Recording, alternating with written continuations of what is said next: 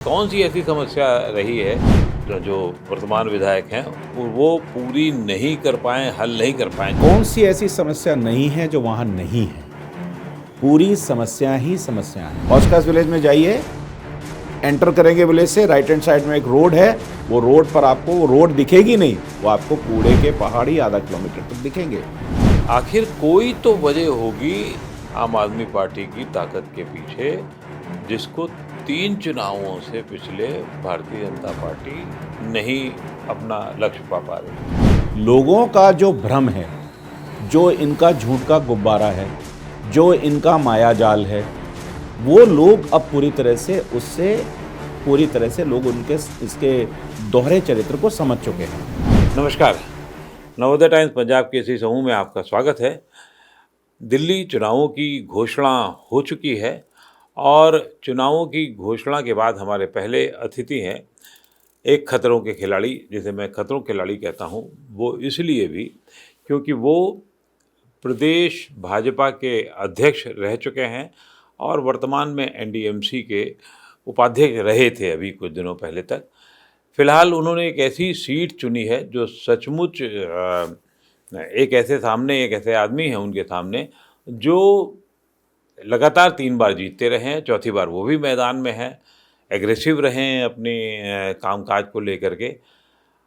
हमारे सामने हैं सतीश उपाध्याय जी, बहुत बहुत शुक्रिया आपका। नमस्कार। आप पहला चुनाव लड़ रहे हैं और पहली चुनाव में आपने ऐसी सूट चुनी जहां वो एक स्थापित आदमी रहा है मालवीय नगर में। क्या वजह रही है और क्या सोच के चुना था आपने उसको? देखिए, मैं मालवीय नगर में ही रहता हूँ और वहीं मेरा निवास भी है। वहीं से मैं 2012 से लेकर 2017 तक पार्षद रहा था और मेरा जो सामाजिक क्षेत्र है, मेरा जो सार्वजनिक क्षेत्र है, मेरी जो गतिविधियां हैं, वो सब उसी मालवीय नगर के आसपास हैं।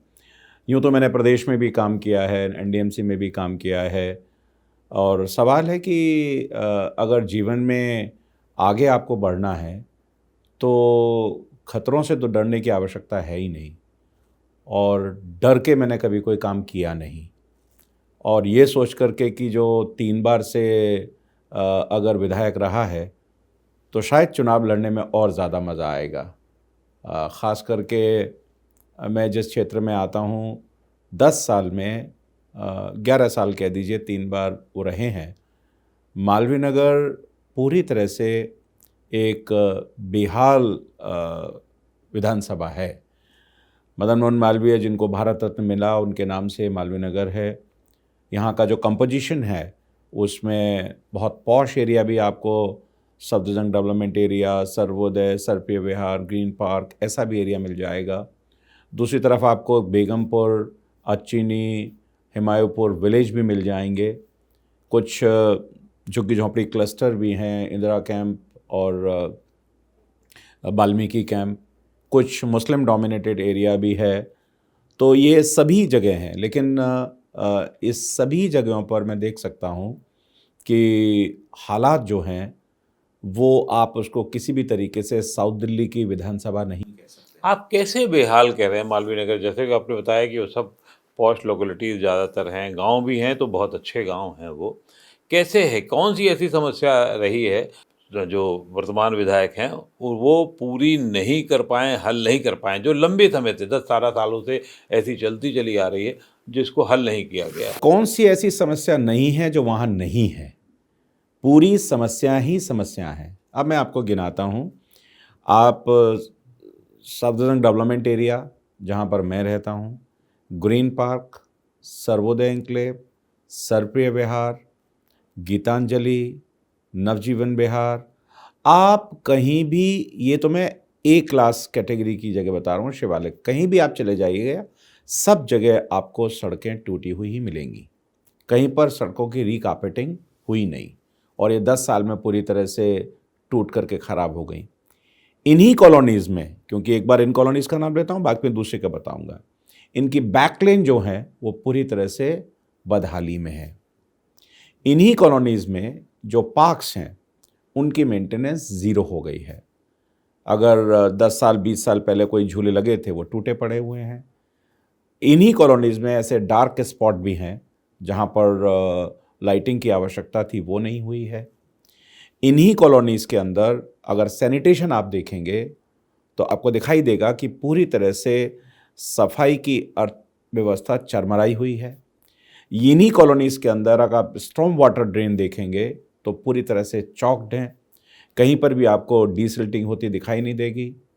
इन्हीं कॉलोनीज़ के अंदर आप को जो पानी है इसमें एक नवजीवन विहार है, क्योंकि ये मैं कॉलोनीज़ का इनका नाम ले रहा हूँ, उसके बाद दूसरी कॉलोनीज़ पे आता हूँ। सबसे पहले केजरीवाल नवजीवन विहार में सोमनाथ भारती के साथ आए थे और दिल्ली की पहली ऐसी उन्होंने कॉलोनी की घोषणा की थी जहाँ 24/7 पानी मिलेगा, जहाँ पर टैप वाटर मिलेगा, जैसे आप यूरोप और लंदन में पीते हैं। लेकिन यहाँ पर पानी मिलता नहीं।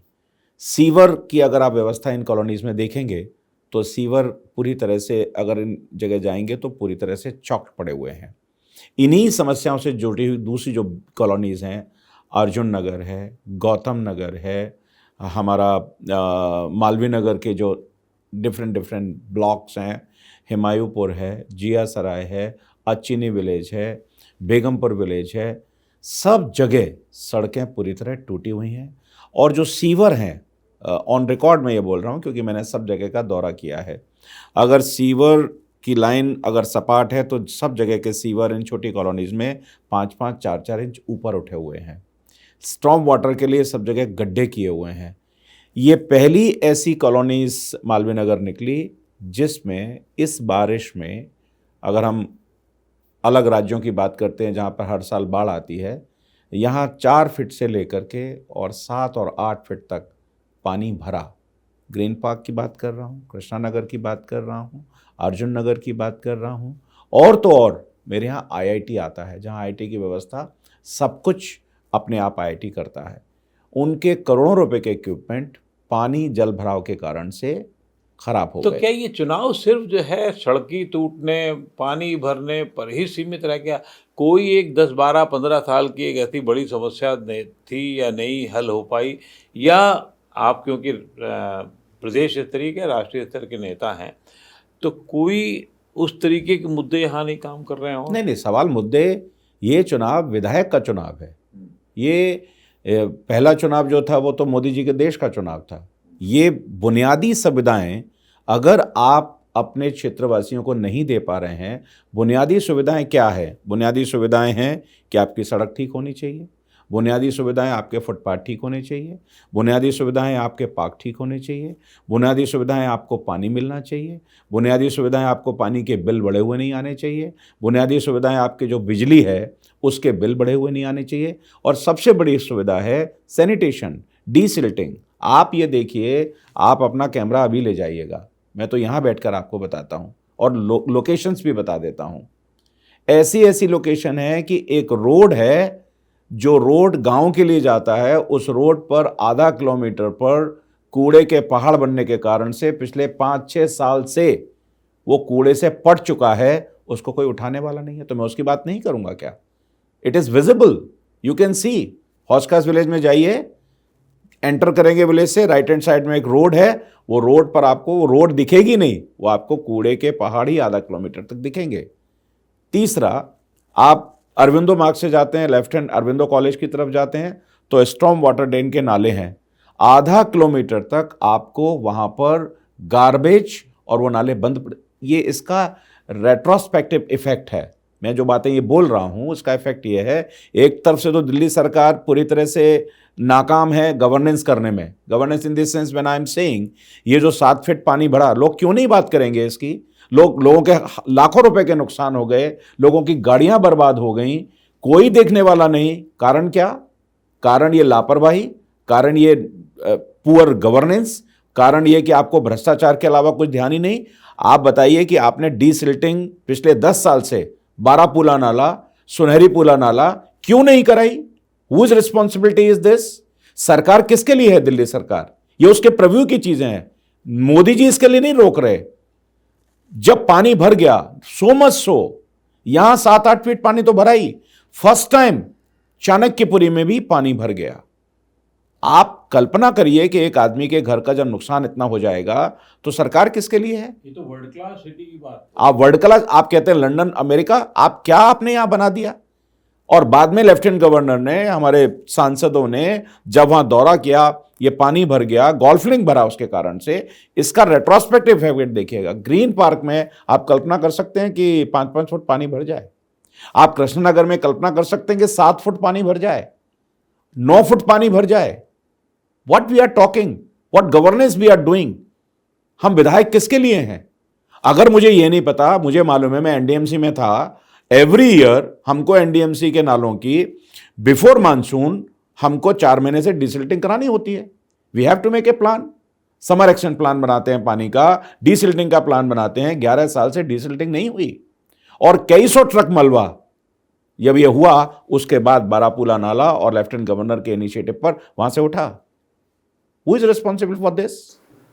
आपका एक इलाका पड़ता है खिड़की एक्सटेंशन, तो उस इलाके के अंदर भी जब सोमनाथ भारती आए थे, उन्होंने क्राइम को लेकर काफ़ी मीडिया में भी आया था, काफ़ी काम किया था। जो विदेशी वहाँ पे रहते हैं इलीगल तरीके से, उनका भी उन्होंने मुद्दा उठाया था। लेकिन बाद में फिर उन्होंने ये कहा कि मुझे रोका जा रहा है। इसी के साथ साथ सोमनाथ भारती की अगर बात करें तो नई दिल्ली से लोकसभा का चुनाव भी लड़ चुके हैं, हालांकि वो हार गए थे।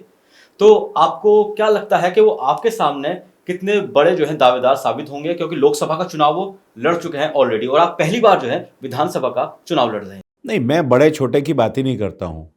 मेरे लिए तो जो प्रतिद्वंदी है वो प्रतिद्वंदी है। कितना बड़ा है कितना छोटा है इसके संदर्भ में मुझे करने की आवश्यकता नहीं। मैं बात कर रहा हूं, आप चाहे कितने ही बड़े क्यों ना हो, आप बुनियादी मुद्दों पर आइए। आपने महिलाओं की बात की, जिन विदेशियों के भगाने की उन्होंने बात की थी, एफआईआर दर्ज है, चारों लोगों ने उनके खिलाफ बदसलूकी के आरोप लगाए। ठीक है, उनके, मैं व्यक्तिगत रूप से जाना नहीं चाहता हूँ, उनकी एफआईआर उनकी पत्नी ने जो कराई, तो महिला सम्मान की बात तो वो छोड़ ही दें। और आज इस बार भी इस विधानसभा से वो हारे हैं। आपको लोगों को ये बताना पड़ेगा कि 10 साल में टेंजेबल आपने क्या किया। 10 साल में आप लोगों को, अगर लोग खिड़की एक्सटेंशन का ले लीजिएगा, खिड़की एक्सटेंशन की गलियां देखिए, मैं वहीं चलता हूँ, वहाँ मंदिर हैं, गलियां देखिए आप, वहाँ का गार्बेज का मैनेजमेंट देखिए। आप करेंगे क्या? यहाँ कोई देश के बायलैटरल रिलेशन की बात तो हम नहीं करेंगे, यहाँ पर देश की इकोनॉमी बात तो हम नहीं करेंगे। हम बात क्या करेंगे? हम बात करेंगे यहाँ के सैनिटेशन की, हम बात करेंगे यहाँ के रोड की कंडीशन की, हम बात करेंगे यहाँ के स्वास्थ्य सिस्टम की। आपने मोहल्ला क्लिनिक बना दिए और आपने बड़ा लोगों को बहुत बड़ी बड़ी बातें की, वर्ल्ड क्लास मोहल्ला clinic. Please go and see the pathetic condition. You can not enter, आप जा नहीं सकते हो उसमें, गंदगी भरी हुई है, लोग जानवर उसमें जाते हैं। ये आपका वर्ल्ड क्लास मोहल्ला क्लिनिक है और उसकी कोई टाइमिंग नहीं। आपको अगर बीमार होना है तो 9 से और 2 के बीच में ही बीमार होना है, उसके बाद आप बीमार नहीं हो सकते हो, क्योंकि वो उसके बाद ताला लग जाता है। अगर जो थोड़े बहुत चलते भी हैं, आपने आयुष्मान भारत योजना लागू नहीं होने दी। क्यों नहीं लागू होने दी? लोगों ने आपने उनके मूल अधिकार से उनको छीना। लोग अपना 5 लाख का इलाज करा सकते थे, आपने कुछ नहीं किया। गरीबों के राशन कार्ड बने ही नहीं, कुछ नहीं हुआ। जाइए इंदिरा कैंप में, नाम लेके बताता हूं, आप जाइए इंदिरा कैंप में, देखिए जो गरीब बस्ती हैं, जो झुग्गी झोंपड़ी है इंदिरा कैंप, उसमें लोग 6-6, 7-7 परिवार मिलकर के हर हफ्ते 2,000-3,000 रुपये जल बोर्ड को, या जो उनको अपने सीवर साफ कराने होते हैं, मिलकर के वो कंट्रीब्यूट करके पैसा देते हैं। और वो सरकारी जल बोर्ड के लोग आते हैं, पैसा उनसे लेते हैं, दे सेट साहब हम कुछ नहीं कर सकते हैं। आप जाके तो देखिए आपने किया क्या है। तो आपका कहना ये है कि मालवीय नगर का चुनाव जो है वो विशुद्ध स्थानीय मुद्दों पर होगा। राज्य की बात करें, राज्यों के मुद्दे जो इस समय भारतीय जनता पार्टी उठा रही है बहुत, उसका वहाँ बहुत ज़्यादा असर नहीं होगा। नहीं है ना सर, राज्य के मुद्दे पे आ जाते हैं। आपने कहा था कि हम भ्रष्टाचार को समाप्त करेंगे, पूरी पार्टी भ्रष्टाचार में डूबी हुई है। आपने जो पैसा इन सड़कों को ठीक करने में लग सकता था, इन पार्क्स को ठीक करने में लग सकता था, आप जो सीवर का ऑगमेंटेशन है उसमें लग सकता था, आपने वो पैसा तो शीश महल में लगा दिया। आपको क्या आवश्यकता थी कि आप 50 करोड़ से और 80 करोड़ का शीश महल लगाएं? ये लोगों की गाड़ी कमाई थी, लोगों का पैसा था। ये किस मुख्यमंत्री ने ऐसा किया कि जहां पर 5-5 करोड़ के पर्दे लग जाएं, 10 करोड़ के आर्टिफैक्ट्स लग जाएं, 70 करोड़ के ऑटोमेटिक दरवाजे लग जाएं, 70 लाखों रुपए की आपकी कारपेट लग जाएं, आपके यहां मसाज चेयर लग जाएं, और जैसा सूत्र बताते हैं कि बार भी बन जाए? किसने किसने ये कहा था? ये पैसा कहां से आया? किसका पैसा? ये आपका पैसा था? कई सौ, कई 50-100 एसी लग जाएं, जनता का पैसा था। आप तो कहते थे, आपने शपथ दी थी कि मैं सरकारी बंगला नहीं लूंगा, लूंगा तो 2-3 कमरे का ही ले लूंगा, पैर पसार के कहीं भी सो जाऊंगा। ये उनकी बर्डिंग है, मेरी नहीं है। ये स्टेट के मुद्दे हैं ना। आप लिकर पॉलिसी लेकर के आए, आपने लिकर का जो स्कैम हुआ, सब कुछ गलत है, सब मोदी जी करवा रहे हैं, आपने कुछ नहीं किया। इसका मतलब यहां की अदालतें, यहां की एजेंसीज, सब कुछ आपके खिलाफ हैं। अगर आपने नहीं किया होता तो 100 करोड़ का फिगर कहां से आया? जो सूत्र बताते हैं 2000 करोड़ का घपला इसमें हुआ। चलिए मान लेते हैं 2000 करोड़ का हुआ, लेकिन अब दूसरी बात पर आते हैं। दूसरी बात यह है, आखिर कोई तो वजह होगी आम आदमी पार्टी की ताकत के पीछे, जिसको 3 चुनावों से पिछले भारतीय जनता पार्टी नहीं अपना लक्ष्य पा रही। चौथी में लक्ष्य पा लेगी, इसकी क्या आप गारंटी दे रहे हैं? देखिए, कोई तो वजह होगी आम आदमी पार्टी के लिए कि पिछले 3 पार्लियामेंट के चुनाव से वो चुनाव नहीं जीत पा रहे हैं। लोगों का जो भ्रम है, जो इनका झूठ का गुब्बारा है, जो इनका माया जाल है, वो लोग अब पूरी तरह से लोग उनके इसके दोहरे चरित्र को समझ चुके हैं। और लोगों को पता चल गया, क्योंकि देखिए क्या होता है कि अन्ना के बाय प्रोडक्ट से ये पार्टी बनी थी। आपने लोगों को बहुत सपने दिखाए थे, आपने ग्लूमी पिक्चर सब लोगों को दिखाई थी। पानी फ्री होगा, बिजली फ्री होगी, वाईफाई होगा, सीसीटीवी होगा, शिक्षा वर्ल्ड क्लास होगी, हेल्थ वर्ल्ड क्लास होगा, सब कुछ होगा। लोग जान चुके हैं कि आप झूठ बोलते हो, आप बेईमानी करते हो, आपका चरित्र दोहरा है, आपके आचरण से दिखाई देता है। क्या इस दिल्ली में पहली बार नहीं हुआ है क्या कि इनके जो विधायक हैं, अगर 62 विधायक हैं तो कितने 100 मुकदमे उनके ऊपर लगे हुए हैं, और मुकदमे का जो प्रकार है आईपीसी में, वो सब आपको मिल जाएंगे। और जो लेटेस्ट है, ये ऐसा पहली बार देश में हुआ होगा कि कोई विधायक फिरौती, एक्सटॉर्शन, उसमें इन्वॉल्व है, और विदेशी जगह से कॉल होकर के, तो सब एजेंसी गलत है, सब मोदी जी परेशान कर रहे हैं। आप मुझे बताइए, आपने कहा था अभी एक स्कीम लेकर के आए महिला सम्मान निधि। आप मायाजाल देखिए। ये महिला सम्मान निधि पहले तो आपने 3 साल पहले पंजाब में लागू की थी, और आज एक को भी वो सम्मान निधि नहीं मिली। आपने बिल्कुल झूठ बोला।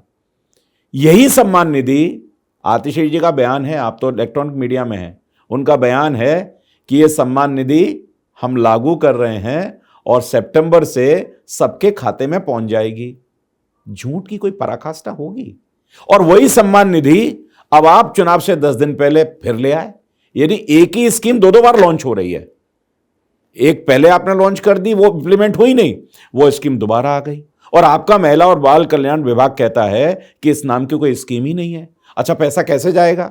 हमने लाडली बहना योजना मध्य प्रदेश में दिया, हमने गुजरात में मेहतारी बंधन योजना दिया, हमने महाराष्ट्र में दिया, तो लोगों के खाते में वो पैसा गया ना।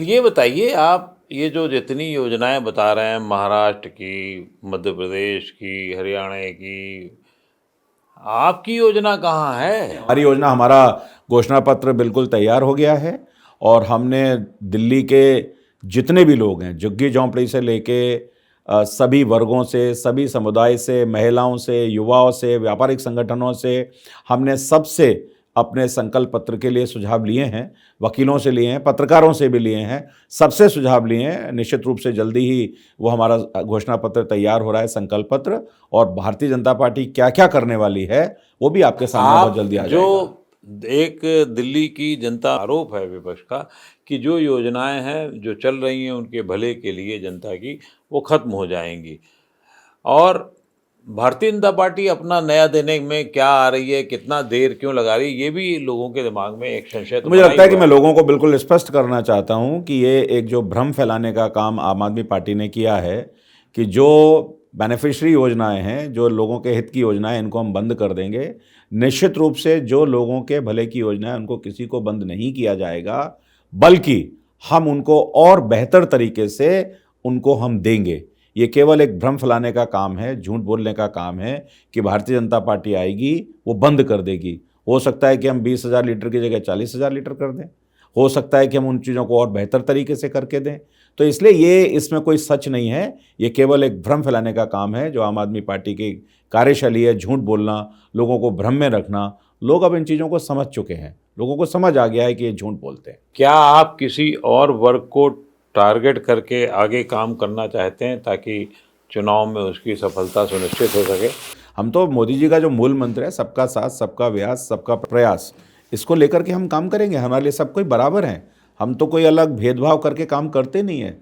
हमारा काम ही सामाजिक समरसता है, तो समरसता के हिसाब से ही हम काम करेंगे। जैसे आपने कहा कि जो स्कीम चल रही है आम आदमी पार्टी की तरफ से आप उन्हें लागू करेंगे, हो सकता है बढ़ा दिया जाए। आपकी ही पार्टी है, जब आम आदमी पार्टी ने स्कीमें लागू की थी जनता को जो है, जैसे महिला हो गई, महिलाओं को फ्री बस जो आज तक मिल रही है, या बात करें 200 यूनिट बिजली की या पानी की 20,000 लीटर की, तो आपने ही कहा था कि जो स्कीम लेके आए हैं ये पैसा आएगा कहाँ से? ये पैसा जनता का ही पैसा है और जनता पे ही लगाएंगे, यानी कि जो बोझ है अब बजट पे अब उस पे पड़ेगा और ये सारा बोझ जो है गवर्नमेंट पे आएगा। तो आपने ही ये मतलब आरोप लगाया था, अब आप कह रहे हैं कि हम जो है इस चीज़ को, स्कीम को लागू रखेंगे। देखिए, पहली बार दिल्ली में है कि दिल्ली का बजट डेफिसिट में है, राइट। देश के प्रधानमंत्री मोदी जी 2020 से लेकर के और अभी तक सभी 80 करोड़ लोगों को अनाज दे रहे हैं, वो जनता के भले की चीज़ें हैं। मैं जो बोलता हूँ कि जो बेहतर प्रबंधन है, उस प्रबंधन के माध्यम से हम दिल्ली को डबल इंजन की सरकार बना करके, केंद्र से मदद लेकर के, विभिन्न मदों से मदद लेकर के हम दिल्ली को एक लिवेबल जगह, एक बेहतर राजधानी बनाने के लिए काम करेंगे। जहाँ तक आपने कहा कि महिलाओं को फ्री बस मिल रही है, बसें हैं कहाँ? डीटीसी तो आईसीयू में है, डीटीसी पूरी तरह से समाप्त हो चुकी है। बिजली के बिल किसको मिल रहे हैं? आप देखिए, 200 यूनिट फ्री इन्होंने कहा था। आज आप कहीं जाइए, झुग्गियों में भी जाइए, सबसे जगह छोटी जगह झुग्गी है, सब लोगों के बिल आ रहे हैं। 201 के बाद वो सब्सिडी समाप्त हो जाती है, उसके बाद आपको वो मिलता नहीं। पानी के बिल लोगों को मिलते नहीं। तो इसलिए ये केवल तभी तो लोगों ने कहा, वाईफाई कहीं लगा नहीं, सीसीटीवी कहीं लगा नहीं, ये जो घोषणाएं थी खाली, उन हम उसको रियल सेंस में, रियल टाइम में इन सब चीज़ों को, जो भी जनता के भले की चीज़ें हैं जिससे दिल्ली का विकास हो सकता है, उसको हम करने का प्रयास करेंगे। जो दिल्ली जानी जाती थी इंफ्रास्ट्रक्चर के लिए, बड़ी बड़ी चीज़ें होने के लिए, वो उस पर ना आप बात कर रहे हैं ना दूसरे दल बात कर रहे हैं, क्या वजह है? नहीं, हमने तो कहा ना, दिल्ली का इंफ्रास्ट्रक्चर अगर बनाने का प्रयास किया है हमारी सरकार नहीं होने के बाद भी, तो वो दिल्ली में भारतीय जनता पार्टी के विज़न ने ही किया है। मैं एनडीएमसी में था, कर्तव्य पथ मेरे सामने ही पूरा बन के तैयार हुआ।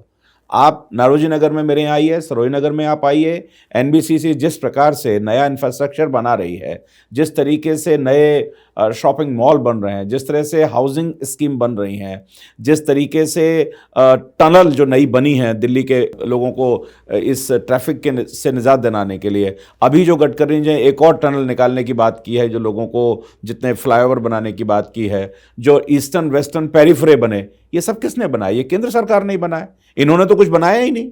इन्होंने तो किया क्या? कोई नया कॉलेज नहीं बनाया, नई कोई बिल्डिंग नहीं बनाया, नया कोई एक्सट्रैक्शन नहीं कराया। मेट्रो का जो जिस तरीके से दिल्ली में विकास हुआ है, जो गति मिली है, वो भी केंद्र के कारण से मिली है। चौथी मेट्रो फेज की योजना भी वो भी लेकर के हम ही आए हैं। नए रिंग रोड की, थर्ड रिंग रोड की जो बात, डिज़ाइनिंग की बात चल रही है, वो भी बीजेपी की ओर से चल रही है। रैपिड रेल की बात मेरठ से जो दिल्ली निज़ामुद्दीन तक आई है, ये सारी चीज़ें कौन कर रहा है? ये भारतीय, आपका पूरा प्रगति मैदान नया इंफ्रास्ट्रक्चर बन के तैयार हो गया।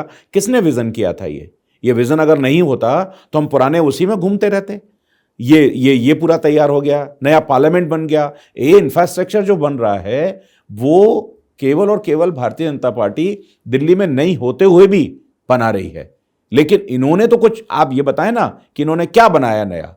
दिल्ली गवर्नमेंट के नाम पर इन्होंने क्या बनाया? इसका जवाब आप उनसे पूछिएगा।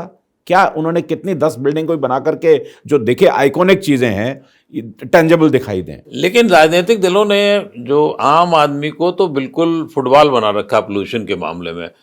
प्रदूषण को लेकर के तो आम आदमी तो हैरान परेशान 3 महीने रहता ही रहता है दिल्ली में।